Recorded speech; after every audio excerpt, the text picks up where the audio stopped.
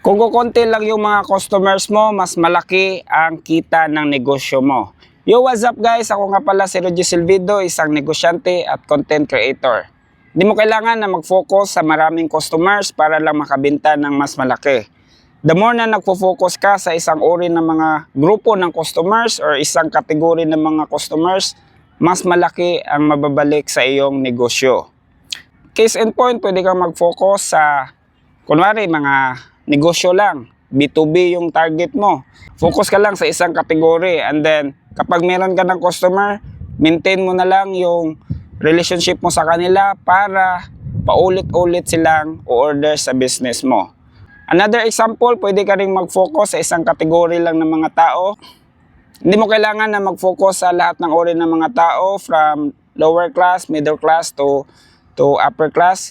Pwede kang mamili lang dyan ng isa. Case in point, pwede kang pumili ng sa middle class lang. Yan lang yung target customer mo and then focus mo lahat ng yung branding and marketing sa kanila.